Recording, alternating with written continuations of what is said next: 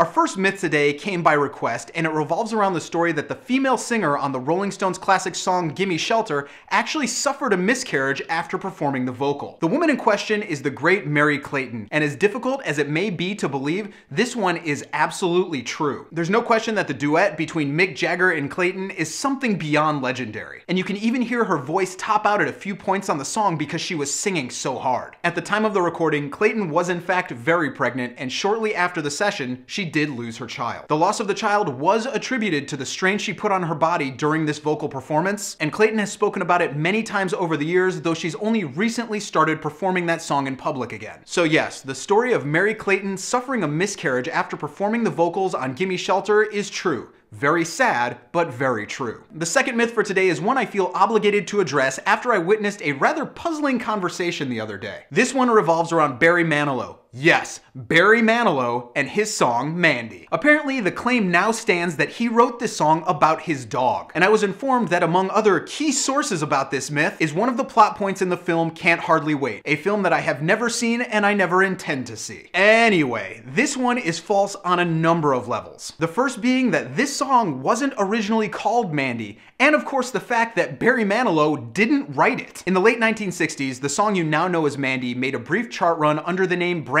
by the original people who wrote it, and it would be Clive Davis who brought the song to Barry Manilow in the mid-1970s. The reason that the song name was changed is said to be the presence of the song Brandy, which at the time was a massive hit for the group Looking Glass. So Barry Manilow retitled the song, re-recorded it, and it quickly shot to the top of the charts. But hold on a second, let's get to that whole "it's about a dog" thing, shall we? Why don't you actually read the lyrics? You know, the part about the protagonist helping the songwriter recover from shaking, as well as kissing him. Yeah, you may kiss your dog, but not in the way that he sings it. And then there's also the fact that the song's original writer, Scott English, has denied oftentimes over the years that it's about a dog. He actually made that up as a joke when a reporter woke him up one morning and he just wanted to get him off the phone. So I'm sorry to ruin that song, that story, and possibly that movie for you, but it just isn't true. None of it. For the final myth today, I want to explore that the title of Nevermind was not the original title for Nirvana's breakthrough album. This album stands as something beyond iconic in modern times, largely due to the runaway success of songs like Smells Like Teen Spirit and Come As You Are, but the album actually did have a very different title for a very long time. Following his death, the journals of Kurt Cobain revealed not only a lot about the man himself, but the early history of Nirvana. And among other things, it showed that the original title for Nevermind was actually Sheep. There was a drawing that referred to this,